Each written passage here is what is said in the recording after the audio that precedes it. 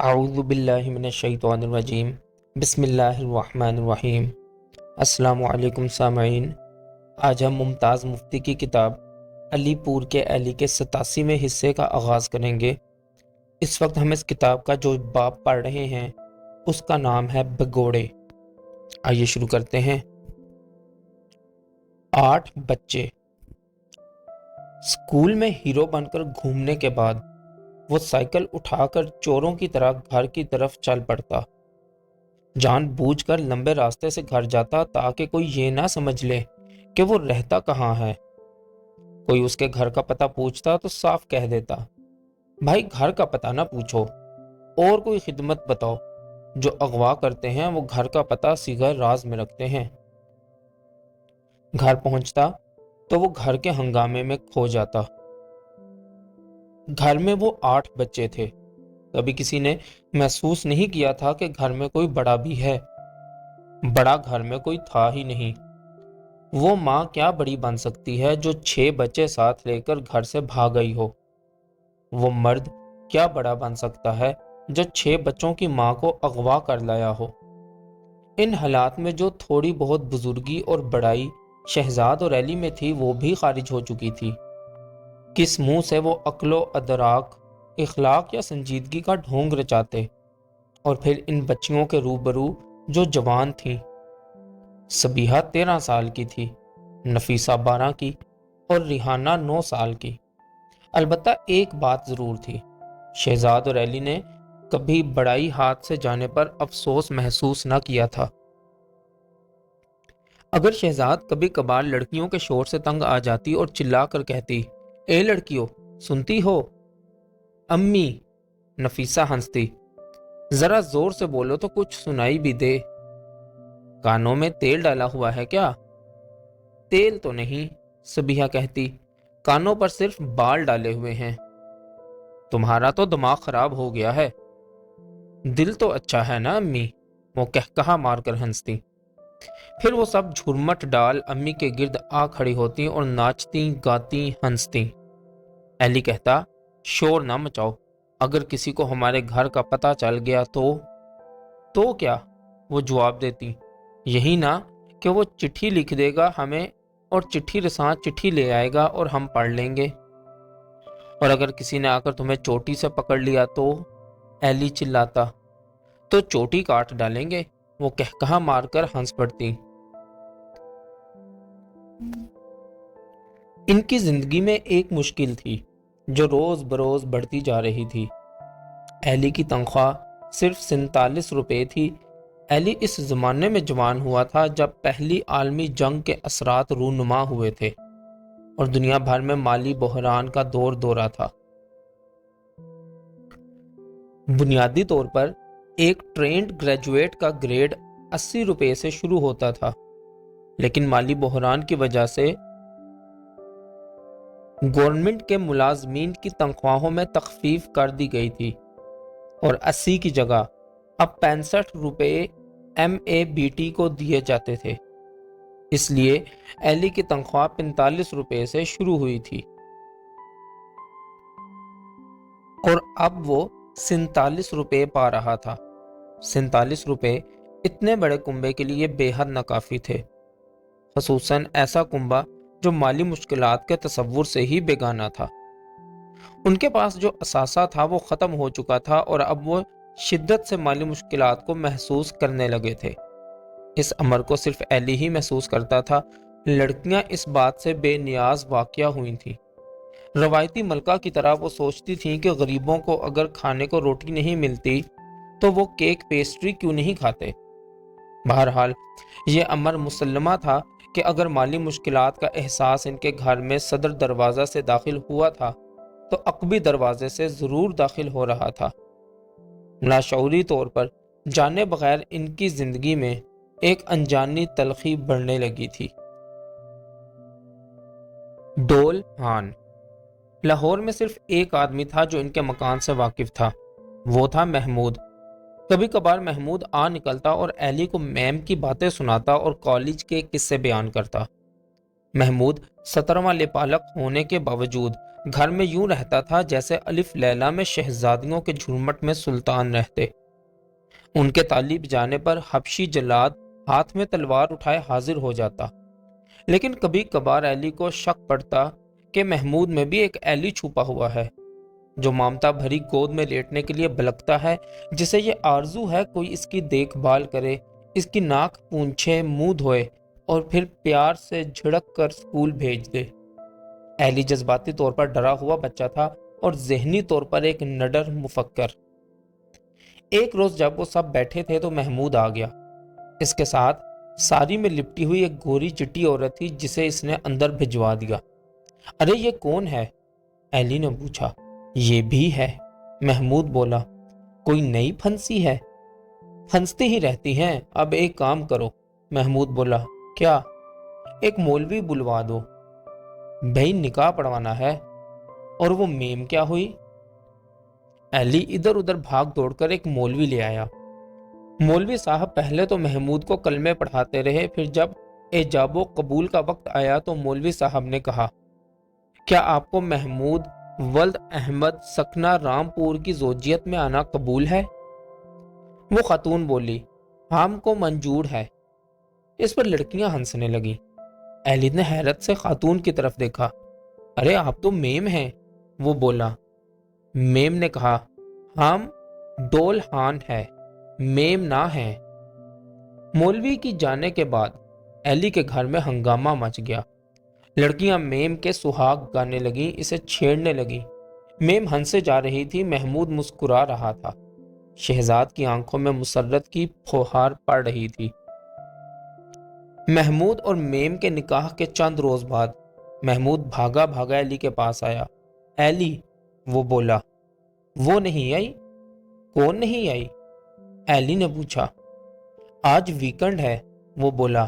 ہر weekend پر وہ آیا کرتی ہے بلا ناغہ، لیکن اب کی بار نہیں آئی۔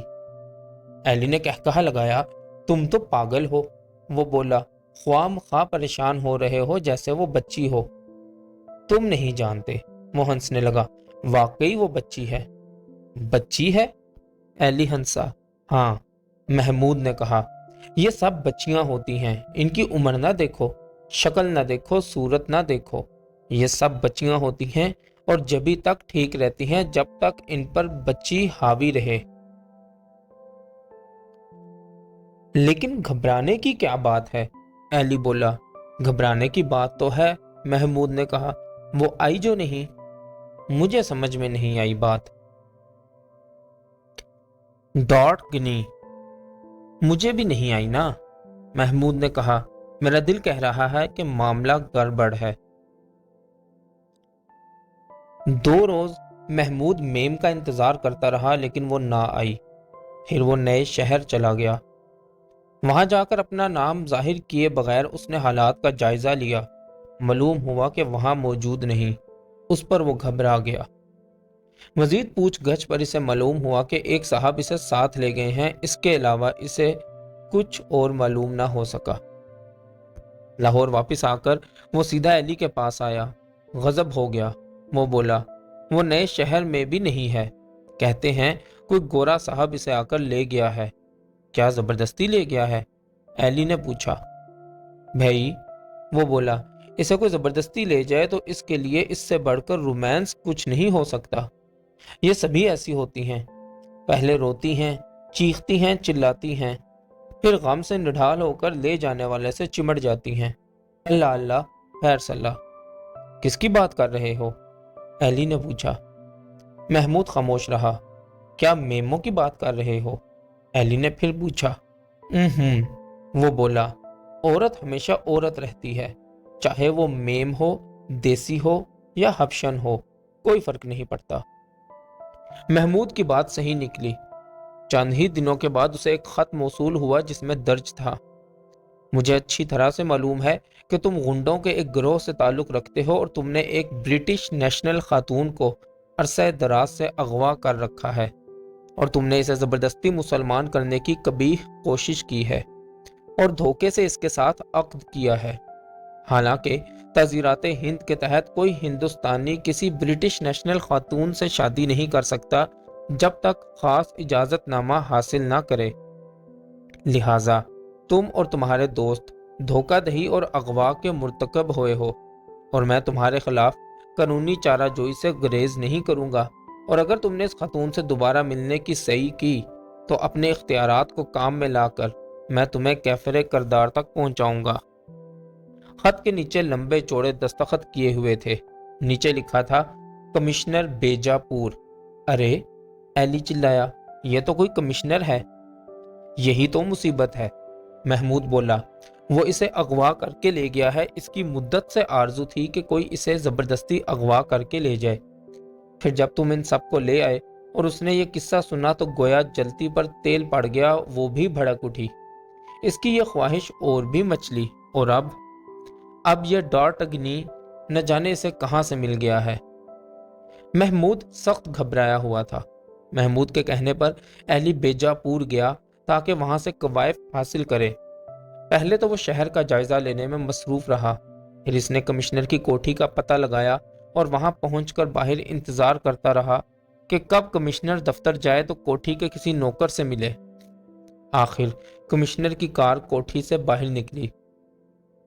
कुछ देर इंतजार करने के बाद वो कोठी के आउट हाउस की तरफ गया और चौकीदार से मिला। चौकीदार एक बूढ़ा मुसलमान था। इसे देखकर एली की उम्मीद बंध गई। इसने चौकीदार को 5 रुपए थमा दिए। बाबा, ये साहब किस किस्म का आदमी है? तौबा है, बाबा ने जवाब दिया। ये साहब तो समझ कर लो, आफत है आफत। क्या सख्त मिजाज है? बाबा, ये तो बद है बद। सारा दिन बैठकर शराब पीता है, सारा दिन। क्या उम्र होगी? बूढ़ा है लेकिन सख्त जानी है और शराबी भी। एक बात बताऊं बाबा, एली ने कहा, और फिर कदरे तवक्कुफ के बाद इसने चौकीदार से कहा, तुम्हारा साहब एक मुसलमान औरत को भगा लाया है नए शहर से। ना बाबू, वो बोला, यहां अपनी देसी औरत कभी नहीं आई। यहां तो मेमे आती हैं। जवान, बूढ़ी, उधेड़ सभी आती हैं। लेकिन बाबा, एली ने कहा, वो है तो मेम मगर मुसलमान मेम है। बाबा कहा मारकर हंसा। सच कहता हूं बाबा, एली ने कहा। ना भाई, वो बोला, मेम मुसलमान नहीं होती। इन मेमों का इस्लाम से क्या वास्ता? एली ने बाबा को समझाने की कोशिश की, लेकिन उसके जहन में मेम का मुसलमान होना मुमकिन ही ना था। इसलिए एली की तजवीज़ नाकाम हो गई। अच्छा, वो बोला, बाबा एक काम तो करो, मुझे इस मेम के सामने ले चलो जो इस वक्त साहब के घर में है। बाबा ने जवाब दिया, घर में जाने की किसी को इजाजत नहीं, तो चलो बाहर से ही झांकूंगा। बाबा को यह बात भी मंजूर न थी। बोला, ना बाबू, वो देख ले या इसे पता चल जाए तो खा जाएगा। ऐसा सख्त है वो? बहरहाल एली ने कोठी के बाहर 2-1 चक्कर लगाए। कोठी चारों तरफ से बंद थी। उसने खिड़कियों के शीशों से झांकने की कोशिश की, लेकिन अंदर दबीज पर्दे लटक रहे थे। अभी वो वहीं खड़ा था कि खान सामा का लड़का आ गया। वो एली को घूरने लगा। एली ने इससे पूछा, कोठी में कोई है क्या? नहीं बाबू, वो बोला, साहब अकेले ही रहते हैं। कोई मेहमान औरत तो नहीं आई हुई? नहीं, वो बोला। झूठ ना बोलो, एली ने कहा, मुझे मालूम है। हाँ, लड़के ने इकबाल करते हुए इशारा किया, पर वो बंद है। बंद है? एली बोला। हाँ, लड़के ने डरते हुए इधर उधर देखकर कहा, साहब ताला लगा कर जाता है। अभी वो बात ही कर रहे थे कि मोटर के आने की आवाज सुनाई दी। वो सब भागकर आउट हाउस की तरफ चले गए ताकि साहब उन्हें देख न ले। एली ने दूर से छुप कर देखा। डॉट अग्नि उधेड़ उम्र खत्म कर चुका था। इसका जिस्म भद्दा था, चेहरे पर शराब नोशी के वाज़िया आसार थे, और इसके साथ ही जाबराना रुझानात मुतरशह हो रहे थे। इसकी शक्ल सूरत इन फिल्मी गुंडों की सी थी जो हीरोइन को उठाकर ले आते हैं और इसे किला के जेरी कमरे में मुकफ्फल कर देते हैं। महमूद ने जब ये सुना तो उसने सर पीट लिया। बस समझ लो किस्सा खत्म हो गया।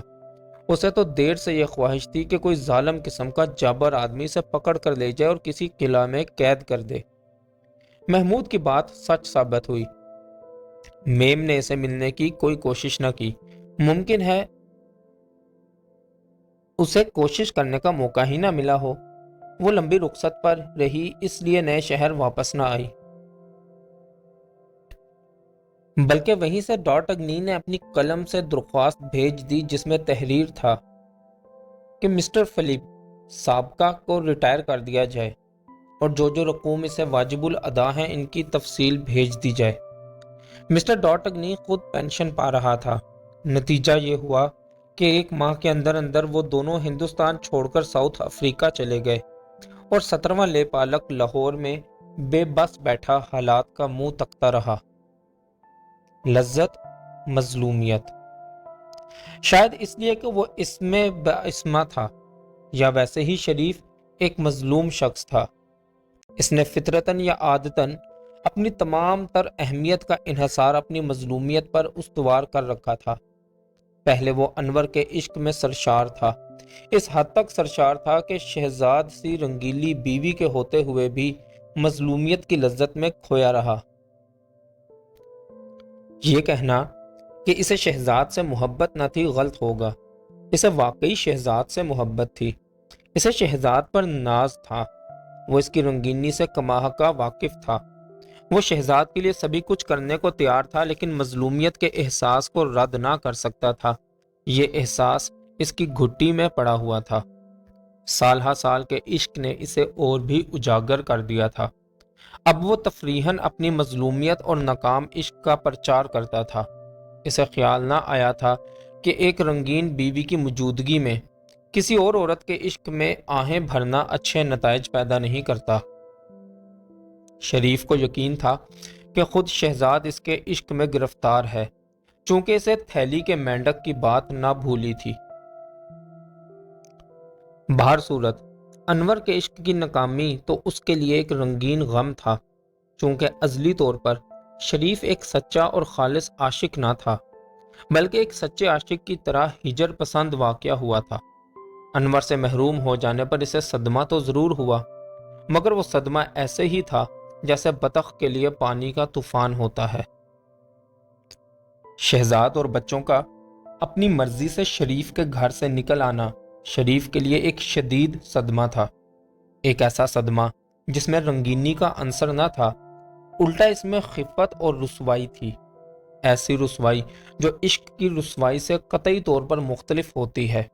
लिहाजा इस पर हेस्ट्रिया का दौरा पड़ गया था और इस दौरे के तहत वो अपने आप से बाहर निकल आया था और महल्ले में आकर उसने गैर अज मामूल आग लगा दी थी।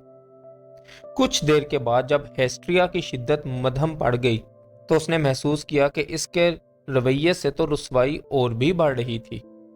उसकी बुनियादी अना ने इसे ललकारा और वह चुपचाप अलीपुर से रवाना हो गया और अपनी नौकरी पर हाजिर हो गया। इस सदमे की शिद्दत के ख़त्म होने पर शरीफ ने महसूस किया कि वो मीठा मीठा दर्द जो बाकी रह गया था इसके लिए बाइसे तस्कीन है। एक गम खोर को गोया हमेशा के लिए गम की एक दौलत गरां मिल गई थी। इस दौलत को पाकर वो अपने पुराने कोए में घुस गया और इसने अपनी तबीयत कनूतियत का लबादा ओढ़ लिया। गम खोर के लिए सबसे बड़ी ज़रूरत एक ऐसे साथी की होती है जिससे इजहार गम किया जा सके और अपनी महरूमियत और ज़माने के मजालम का रोना रोया जा सके। इसलिए शरीफ ने फैसला कर लिया कि वो अपनी पुरानी ज़िंदगी को यकसर भूल जाएगा और एक नया वर्क उल्टेगा। ये नया वर्क एक नई शादी और नई बीवी थी, लेकिन ऐसी बात अपने मुंह से कह देना या शऊरी तौर पर उस पर सोचना एक गम खोर के लिए मुमकिन न था। लिहाजा इसने जल्द ही ऐसे हालात पैदा कर लिए कि इसकी हमशीरा ने यही तजवीज़ भाई के सामने पेश कर दी।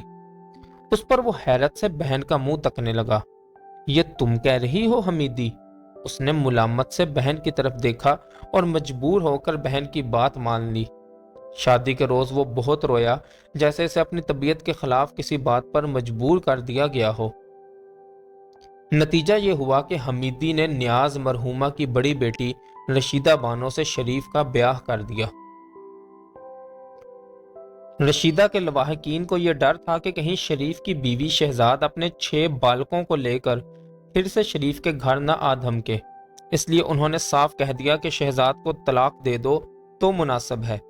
شریف اعلانیہ شہزاد کو طلاق دینے کے حق میں نہ تھا، وہ چاہتا تھا کہ شہزاد قانونی طور پر آزاد نہ ہو سکے، اس لیے اس نے چوری چوری طلاق نامے پر دستخط کر دیے اور اس بات کو مخفی رکھا۔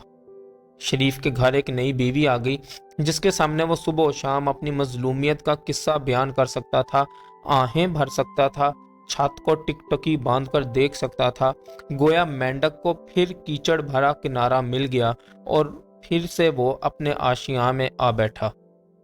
محض اتفاق سے اس خفیہ طلاق کی خبر ایلی اور شہزاد تک پہنچ گئی۔ اس روز وہ یوں محسوس کر رہے تھے جیسے انہوں نے ایک دوسرے کو پہلی مرتبہ دیکھا ہو، جیسے وہ از سرنو عشق میں گرفتار ہو گئے ہوں، اگرچہ جہاں تک ظاہر کا تعلق تھا وہ دونوں سمجھتے تھے کہ یہ قانونی نقطہ ایک بے معنی بات ہے، وہ دونوں تو عرصہ دراز سے ایک دوسرے کے ہو چکے تھے۔ اس کے باوجود وہ بے حد خوش تھے اور ساتھ ہی اس خوشی کو تسلیم کرنے کے لیے تیار نہ تھے۔ جب وہ دونوں ایک بوڑھے مولوی کے سامنے بیٹھے تو ایلی کا دل دھک دھک کر رہا تھا۔ شہزاد پھر سے مونگیا گٹھری بنی بیٹھی تھی۔ پھر جب وہ واپس گھر پہنچے تو لڑکیوں نے ان کے گرد جھرمٹ لگا لیا، نفیسہ ناچنے لگی، سبیہہ گا رہی تھی، وہ سب مل کر انہیں چھیڑ رہے تھے، تنگ کر رہے تھے، ان سے مذاق کر رہے تھے۔ اس واقعے کو 1 سال گزر گیا، اب وہ قطعی طور پر آزاد تھے، اب انہیں چھپ کر رہنے کی ضرورت نہ رہی تھی۔ اسکول میں لوگ بھول چکے تھے کہ ایلی کے متعلق اخبارات میں خبریں چھپی تھیں۔ مسٹر معروف کو یہ امر یاد نہ رہا تھا کہ اس کے خلاف خطوط موصول ہوتے رہے تھے۔ محلے والوں کے دلوں میں ان کے لیے نفرت نہ رہی تھی۔ 1-2 شریف کے رشتہ دار تھے جو ایلی کا نام سن کر تیوری چڑھاتے یا نفرت سے منہ پھیر لیتے، باقی لوگوں کو ان کے ساتھ کوئی عناد نہ رہا تھا۔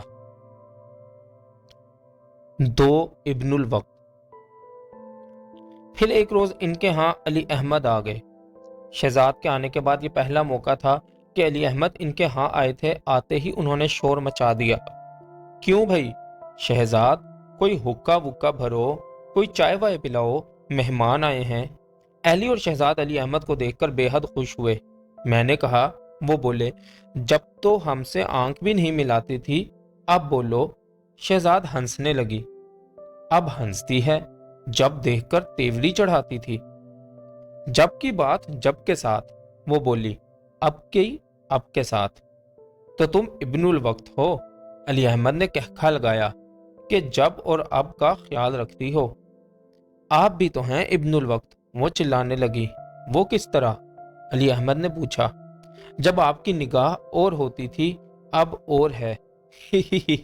وہ ہنسے، تو تم نگاہ کو پہچانتی ہو؟ لیکن ہمارے کمال کی بھی داد دو نا بھائی، موقع اور محل سمجھتے ہیں، کیا کہتی ہے؟ پھر وہ لڑکیوں کی طرف متوجہ ہو گئے۔ بائی بائی، وہ چلانے لگے، یہ تو سب جوان ہو گئی ہیں، عورت نے دنیا میں دھاندلی مچا رکھی ہے۔ وہ کیسے؟ شہزاد بولی، آج دیکھو تو بچی ہوتی ہے، کل دیکھو تو جوان، اور پرسوں دیکھو تو ماں بن کر بیٹھی ہوتی ہے۔ عورت ذات تو ہاتھ پر سرسوں ہیں، ادھر رکھی ادھر اگی۔ کیا کہتا ہے؟ اب تو بھائی اپنا آپ بھول جاؤ اور ان کا فکر کرو، کیوں شہزاد؟ لیکن شہزاد کہاں اپنا آپ بھولتی ہے، اب بھی آئینہ کے سامنے کھڑی ہو جاؤ تو کیوں؟ وہ کہکہا مار کر ہنسنے لگے۔ میں نے کہا، شہزاد بولی، اب تو آپ پینشن پا چکے ہیں۔ ہاں ہاں، وہ بولے، اور محلے ہی میں رہتے ہیں۔ لو، اور کہاں رہنا ہے ہم نے؟ تو محلے میں جو ہنگامہ ہوا تھا اس کی وجہ سے آپ بڑے پریشان ہوئے ہوں گے۔ وہ کہکہا مار کر ہنسے۔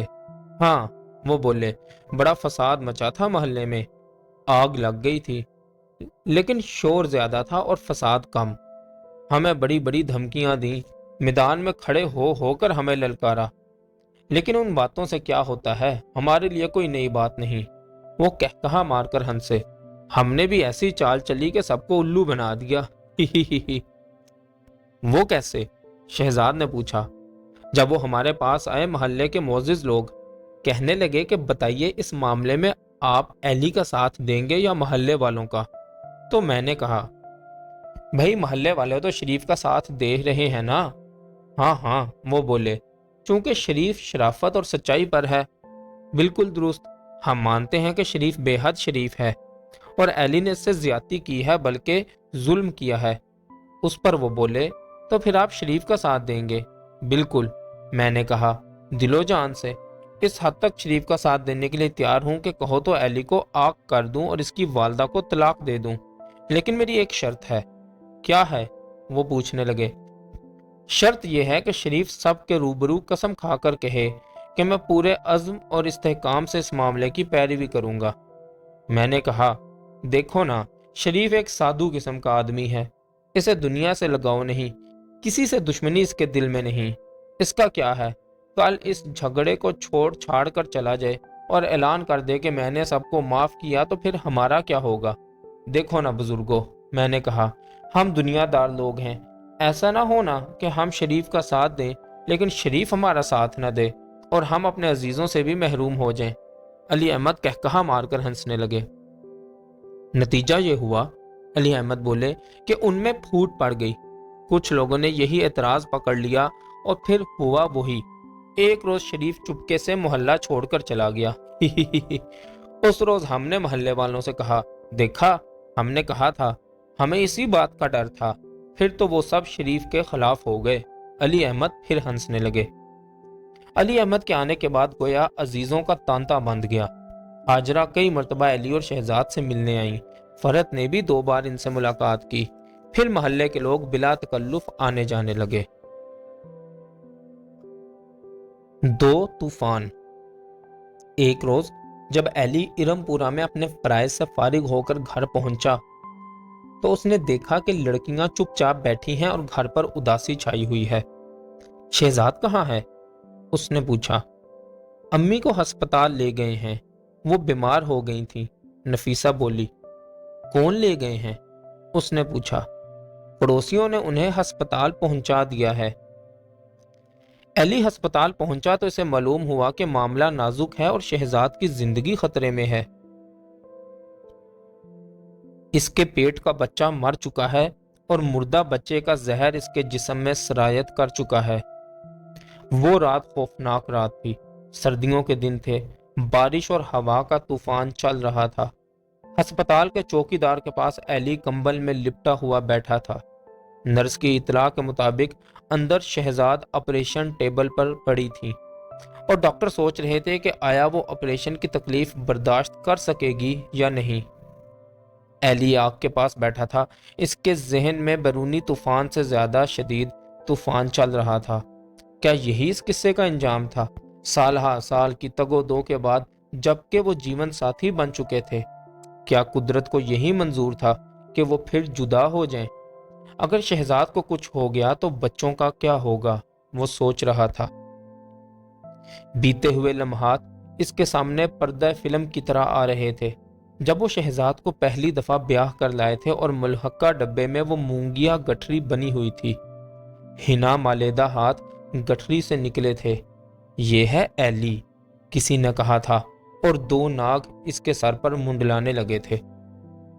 پھر جب وہ کہانی سنا رہی تھی اور ایلی نے محسوس کیا تھا کہ اس کے انگوٹھے پر ایک رنگین بوجھ سا پڑ گیا تھا اور اس کا سر بھن سے اڑ گیا تھا جیسے کسی نے ہوائی کو آگ دی ہو، اور انجانے میں اس نے وہ ہنا مالیدہ ہاتھ تھام لیے تھے اور نہ جانے جذبے کی شدت میں کیا کہہ دیا تھا۔ تم ایلی، تم؟ شہزاد نے حیرت سے اس کی طرف دیکھا تھا۔ پھر بند بیٹھک میں اپنے مردانہ پن کی دھاک جمانے کے لیے وہ سکندر کی طرح حملہ آور تھا اور پھر پورس کی طرح منہ میں گھاس لیے اس کے قدموں میں پڑا ہوا تھا۔ پھر وہ بے نیاز و رزن اس کے روبرو بیٹھی تھی، جو قریب ہو کر اس سے دور ہو جاتی تھی اور دور ہوتی تو گویا اس کی گود میں آ بیٹھتی۔ وہ اجنبی عورت کی طرح اس کے روبرو کھڑی تھی۔ وہ صفدر سے ہنس ہنس کر باتیں کر رہی تھی اور ایلی کی طرف حقارت سے دیکھ کر کہہ رہی تھی، تم، اس تم میں کتنی دھار تھی، اس کا دل ٹکڑے ٹکڑے ہو گیا تھا۔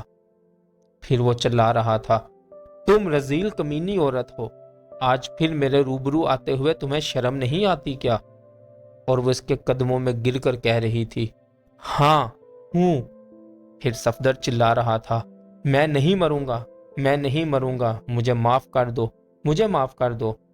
اور اب شہزاد آپریشن ٹیبل پر پڑی ایلی سے کہہ رہی تھی، مجھے معلوم تھا میں تم سے پہلے مروں گی، ہمیشہ سے مجھے اس کا علم تھا، میرا دل گواہی دیتا ہے، مجھے کوئی غم نہیں، صرف میری بچیاں۔ اس نے آخری ہچکی لی۔ ایلی گھبرا کر چونک پڑا۔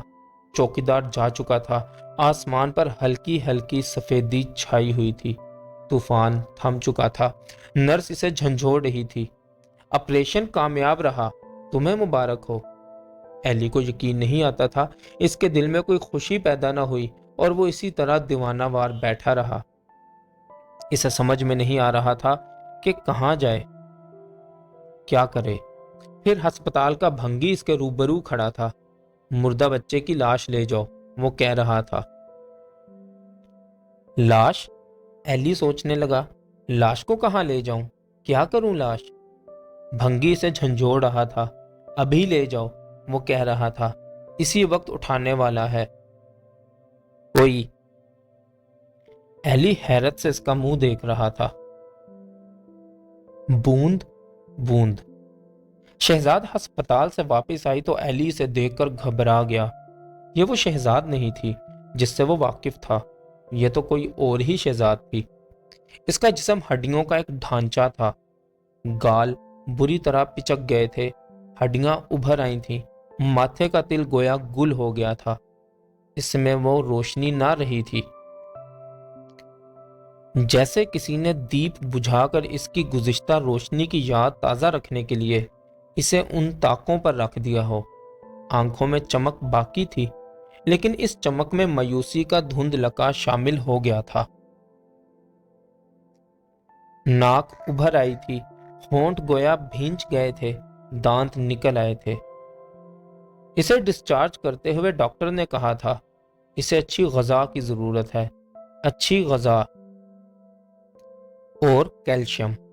لیکن جب وہ گھر پہنچی تھی تو ان کے ہاں کچھ آٹا اور تھوڑی سی دال کے علاوہ کچھ نہ تھا۔ ان کی غربت روز بروز بڑھتی جا رہی تھی، سر پر قرض کا تومار کھڑا ہو گیا تھا جسے ادا کرنے کی کوئی صورت نہ تھی۔ لیکن اس سے بڑی مشکل یہ تھی کہ قرض حاصل کرنے کے مزید امکانات بالکل ختم ہو چکے تھے۔ لاہور میں ایلی کے ماموں زاد بھائیوں رفیق اور جمیل اور خلیق نے اس کی بے حد امداد کی تھی۔ جمیل ابھی تک خانپور میں تھا، رفیق لاہور رہتا تھا چونکہ اس کی تبدیلی ہیڈ آفس میں ہو چکی تھی۔ خلیق اب ڈاکٹر بن چکا تھا اور اکثر لاہور آیا کرتا تھا۔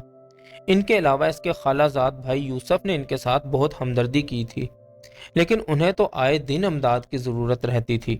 کبھی کبھار کی بات ہوتی تو بھی وقت گزر جاتا، روز کی حاجت مندی کا کیا علاج ہو سکتا تھا۔ دوسری مشکل یہ تھی کہ دو لڑکیاں اب جوان ہو چکی تھیں۔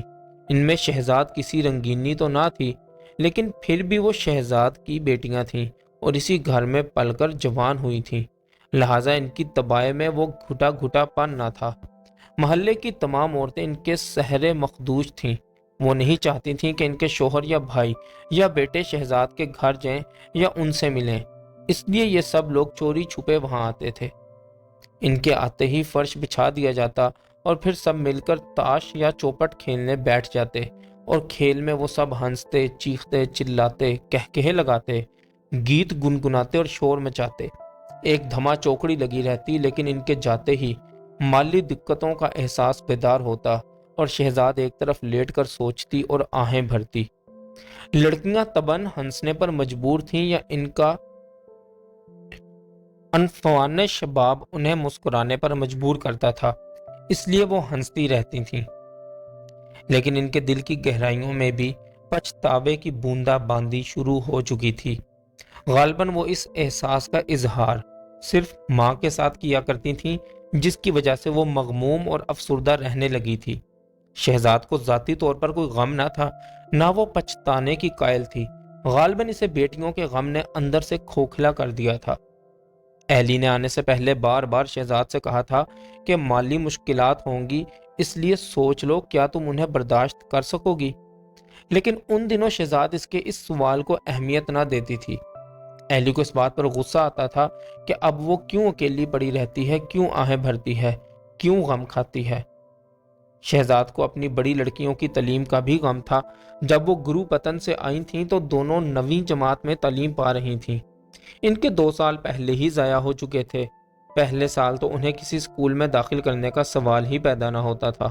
دوسرے سال میں انہوں نے کئی بار کوشش کی تھی کہ گرو پتن سے ان کے سرٹیفکیٹ دستیاب ہو جائیں، لیکن شریف نے ہیڈ مسٹرس کو لکھ کر دے دیا تھا کہ جب تک وہ خود ان کے سرٹیفکیٹ طلب نہ کرے سرٹیفکیٹ جاری نہ کیے جائیں۔ لہٰذا ان کا دوسرا سال بھی ضائع ہو گیا تھا اور شہزاد کو ڈر تھا کہ کہیں تیسرا سال بھی ضائع نہ ہو جائے۔ بوند بوند غم اس کی روح میں سرایت کر رہا تھا۔ باقی انشاءاللہ اگلی ویڈیو میں۔